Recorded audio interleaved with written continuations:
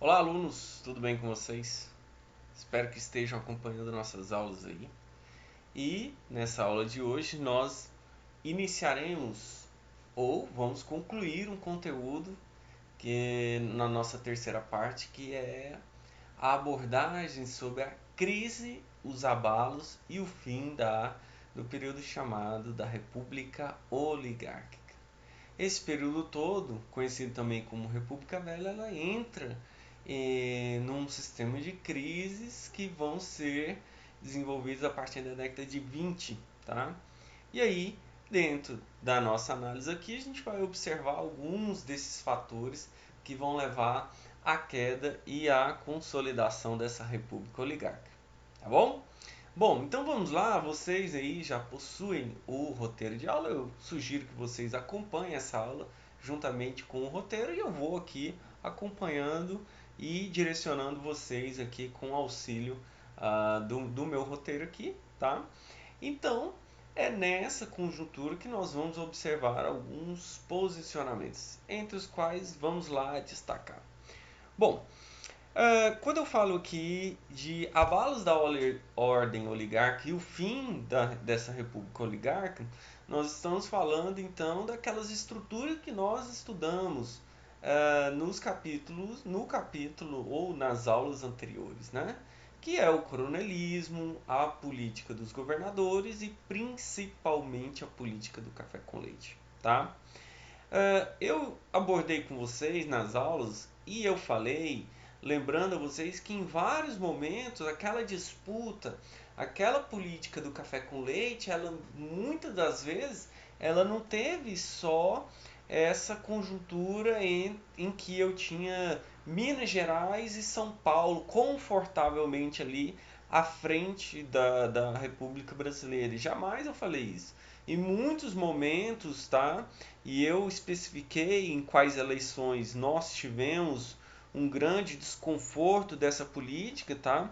Nas eleições de 1910, nas eleições de 1914 e nas eleições de 1922, nós tivemos o que? Uma disputa política muito mais acirrada do que nós podemos observar nessa conjuntura da política do café com leite e falar que era um revezamento entre São Paulo e Minas. Muito pelo contrário, tá? Então, olha só. O primeiro destaque que eu dou aqui, justamente, é a política das salvações que foi implementada durante o governo do Hermes da Fonseca, tá? A política das salvações em si, ela consistia na intervenção e na troca das oligarquias mandatárias, tá? Na troca das oligarquias mandatárias dentro dos estados. O que o Hermes da Fonseca, o presidente, tá? Ele foi presidente do Brasil do ano de 1910 até 1914. O que esse presidente fazia? Ele intervia dentro dos estados, trocando as oligarquias mandatárias que não eram favoráveis ao governo dele. Então, é um primeiro ponto de abalo, tá? Que nós já tivemos aí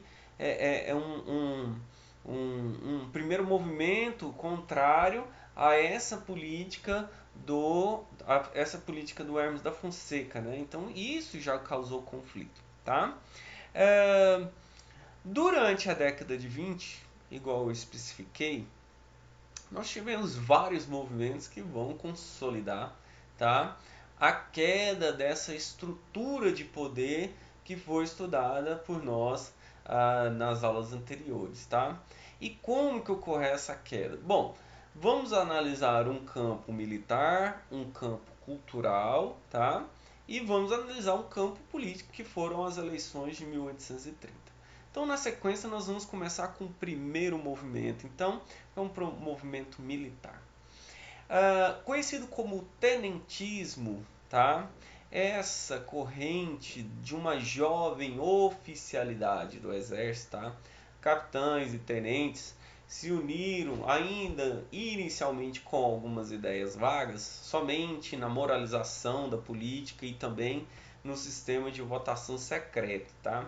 Então, o tenentismo em si, ele vai deixar aqui como um movimento, tá? É um movimento da jovem oficialidade que tinha como principal caráter assim bastante inicial, bastante vago, tá? Eu tenho que destacar isso, que era a moralização da política brasileira. Como faria? Não expressou os objetivos inicialmente, tá?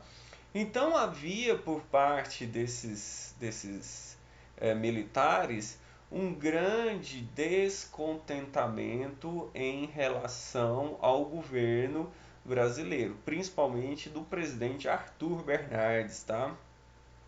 E aí, esse descontentamento vai levar com que os tenentes se organizem em alguns movimentos de caráter emancipatório, de caráter para derrubar esse governo do Arthur Bernardes, e esses movimentos vão levar ao primeiro grito militar, tá, durante esse período da República Velha, tá bom? Bom, eu posso destacar aqui como os movimentos, as vertentes do movimento tenentista, três aspectos ou três pontos, três momentos em que ocorreu a atuação desses tenentes aqui na tentativa de derrubada do governo, desse governo oligarca, tá? Bom, o primeiro ponto que eu vou destacar aqui, tá? O primeiro movimento que eu vou destacar aqui é a revolta dos 18 do Forte de Copacabana, ocorrido no ano de 1922, na cidade do Rio de Janeiro. Os tenentes descontentes se organizaram no movimento, aglutinaram mais de 300 homens para fazer o que? A derrubada definitiva desse governo do Arthur Bernardes, tá? Até então presidente brasileiro. O que ocorreu? Perto do movimento, muitos acabaram não aderindo à revolta, e aí 17 homens, 17 oficiais começaram a marchar na Avenida Atlântica, tá? E acabou ocorrendo a adesão de um civil, todos eles armados, em direção ao movimento para derrubar do Arthur Bernardes, né? Há uma foto muito célebre, tá? Essa foto muito célebre, inclusive, um dos oficiais, que é o Siqueira Campos, ele é homenageado na cidade de Palmas, tá? Se você vai lá na praça onde tem o Palácio Araguaia, essa fotografia ela virou o movimento, a homenagem aos tenentes que lutaram lá contra essas arbitrariedades da República Oligarca. Então tá lá, é só esse adendo aí que eu estou colocando para vocês em relação a esse movimento tenentista. O final do movimento tenentista é lógico que os 17 militares mais o civil que ingressou no movimento, esses 18 componentes acabaram sendo metralhados pelas forças do governo, pacificou, 16 morreram, apenas 2 sobreviveram, que foi o Siqueira Campos e também o brigadeiro Eduardo Gomes, que vai ser, inclusive, posteriormente, vai ser um membro aí que vai participar ativamente da cena política brasileira, tá? Vendo esse primeiro movimento dos tenentes, no que ocorreu no dia 5 de julho de 1922, ocorreu uma segunda revolta, que foi a Revolução de 1924. Essa segunda revolta ela ocorreu em São Paulo, também com outro movimento tenentista, agora com algumas atribuições mais profundas, alguns desejos mais profundos, voto secreto, um ensino direcionado ao ensino público, tá? Então são propostas mais profundas que os tenentes tiveram, e eles acabaram entrando em uma nova revolução e um novo movimento de luta em 1924, que também foi dispersado, tá? Outros movimentos ocorreram em outras partes do país, e esses dissidentes de São Paulo acabaram tendo que fugir de São Paulo e se uniram a uma outra força revolucionária que vinha do Rio Grande do Sul. E aí desse movimento foi formado, tá, uma nova luta por parte dos tenentes, que ficou conhecido como a famosa Coluna Prestes, tá? Foi um movimento que desviava dos centros urbanos, organizado. Um dos organizadores da Coluna Prestes foi o próprio membro que dá o nome da coluna, Luiz Carlos Prestes, tá? Esse cara percorreu o Brasil por cerca de 25 mil quilômetros, tá? Passando por 12 estados. E a tentativa era de impulsionar um movimento partindo do interior para os centros urbanos, tá? O desgaste foi muito intenso e a coluna acabou se dissipando no ano de 1927. Entretanto, a coluna foi perseguida, mas não foi sufocada pelo governo brasileiro, tá? Esses movimentos caracterizam aí as tentativas de derrubada do governo do Arthur Bernardes, né? Que governou de 22 até 1926, e a coluna Prestes ela passa um pouco do governo do Arthur Bernardes e entra durante o governo do Washington Luiz, o último presidente oligárquico, tá? Do período da República Velha. Beleza? Bom, e aí, para nós darmos continuidade aqui, eu destaquei um movimento na área cultural conhecido como o modernismo, tá? O modernismo é um movimento político também, tá? Que eu posso destacar, é um movimento cultural, mas que também ele insere dentro da ala política, porque ele traz algumas concepções inovadoras, tá? E aí, tanto nas áreas da literatura, pintura, escultura e música. Esse movimento chamado de modernismo, ele é inspirado nas ideias de base nacionalista, tá? Então ele traz os símbolos nacionalistas como a sua vertente. E outra coisa, aquelas padronizações, isso tudo é um movimento contrário do modernismo. O modernismo ele tem uma concepção disforme, tanto é que os seus integrantes se reúnem no ano de 1922, tá? Na chamada, em fevereiro de 1902, na conhecida Semana da Arte Moderna, tá? Semana da Arte Moderna traz nomes da nossa cultura, da área da literatura, da escultura e também da literatura, muito importantes aqui dentro desse movimento.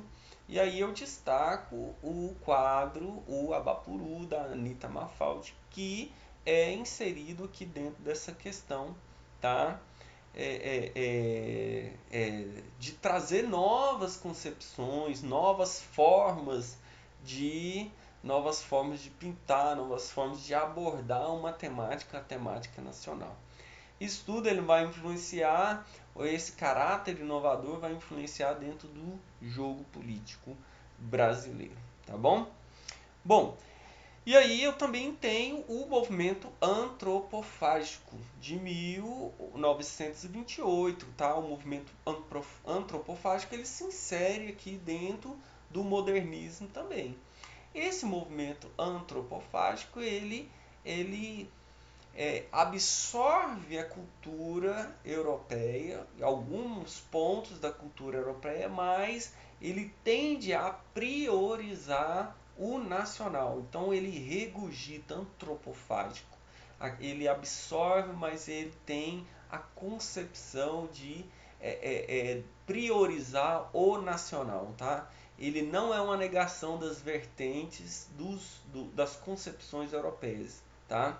Então, assim, ele pode observar, mas ele deve priorizar o nacional, tá bom? Bom, então nosso último ponto aqui, para nós analisarmos o fim da República Velha, ele se dá, tá, com o golpe de 1930.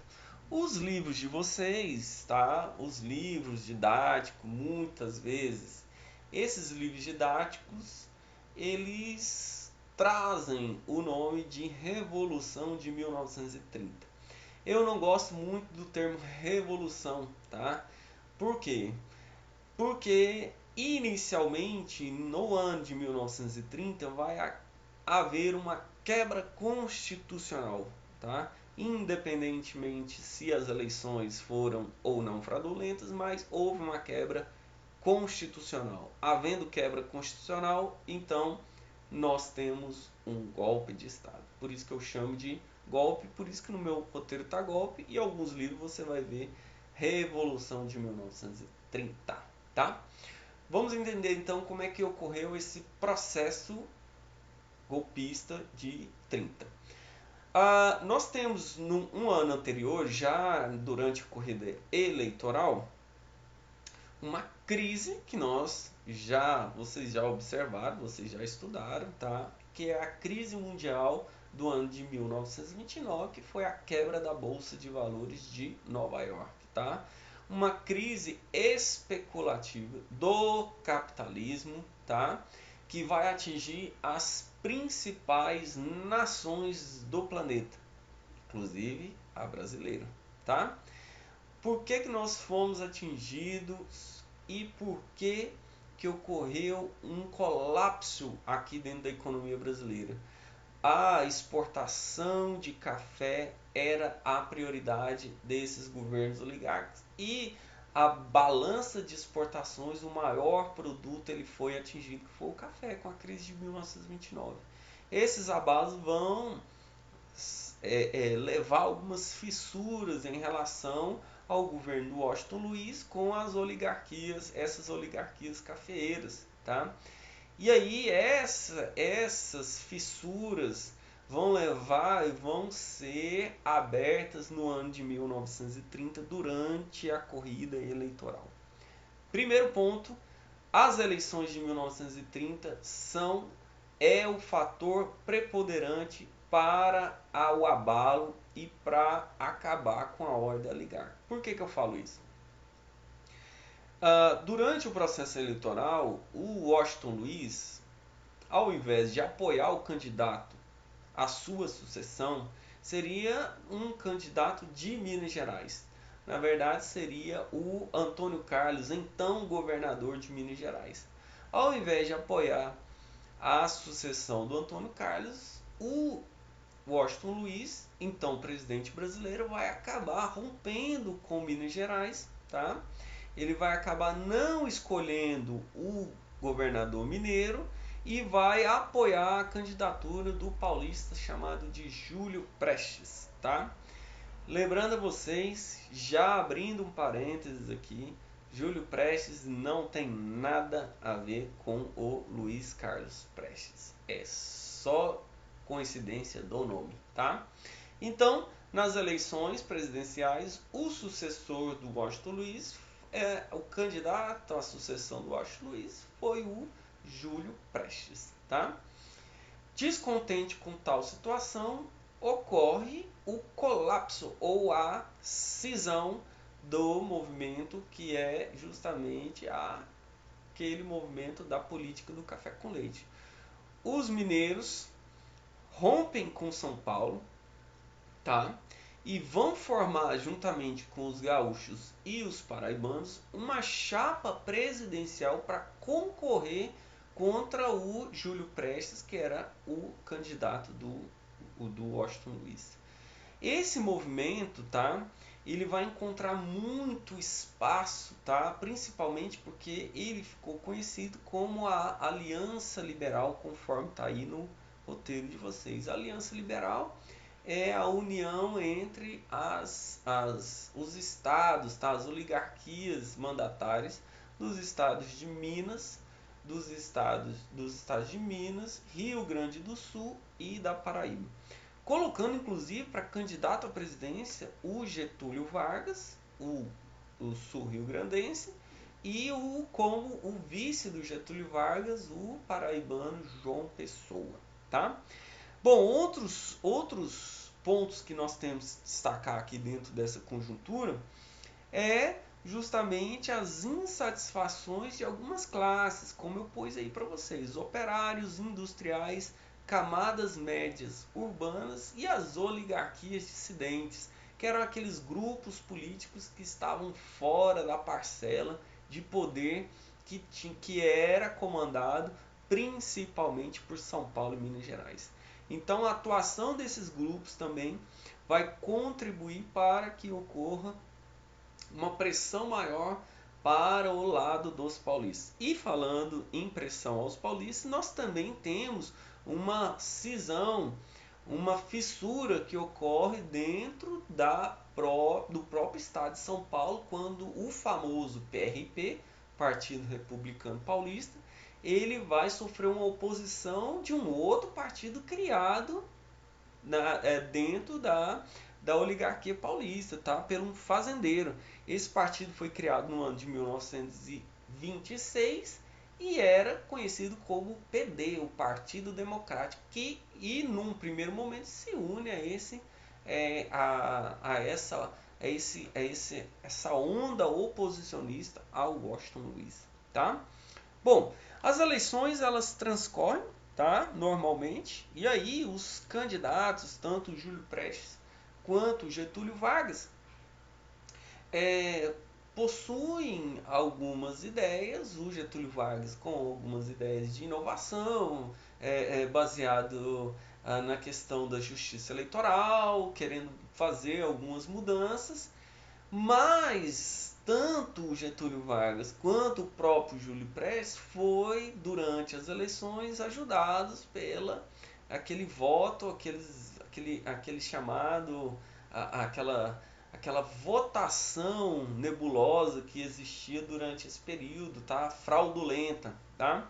Ao final das eleições, o candidato ganhador foi o Júlio Prestes, tá?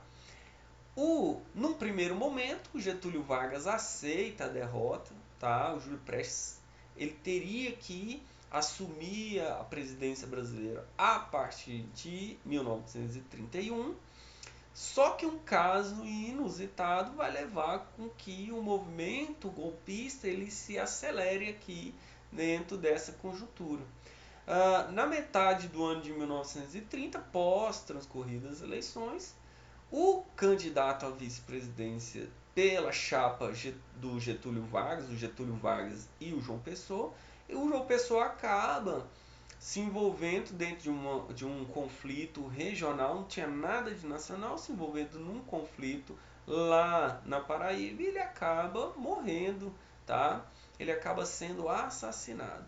Houve uma comoção, houve aí um aproveitamento de tal situação, e aí iniciou um movimento militar que saiu do Rio Grande do Sul em direção ao Rio de Janeiro para a deposição do Washington Luiz, falando que havia perseguições à oposição, e a consequência disso foi com que no dia 24 de outubro de 1930, forças do Nordeste aliado com as forças do Rio Grande do Sul vão levar à deposição do Washington Luiz, e no dia 29 de outubro de 1930 o governo foi passado aí para o Getúlio Vargas, que vai comandar inicialmente de maneira provisória essa república, e aí é consolidado o movimento de 1930 com a ascensão de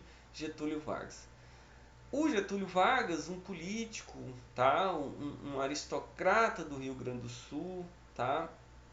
Ele é um político muito de uma inteligência muito grande. Ele vai conseguir controlar dentro desse período inicial essas forças que estavam espalhadas dentro dessa conjuntura, dessa movimentação na década de 20. Isso vai contribuir para que ele se consolide, e aí é o momento que nós vamos estudar a Era Vargas. Tá bom? Meninos, eu espero que esses posicionamentos tenham contribuído com a aula. Faça as atividades que eu vou deixar transcrito para vocês, e aí nós vamos tirar as dúvidas nas aulas online. Tá bom? Pessoal, um grande beijo para vocês, um grande abraço, e nos vemos nos próximos momentos. Valeu!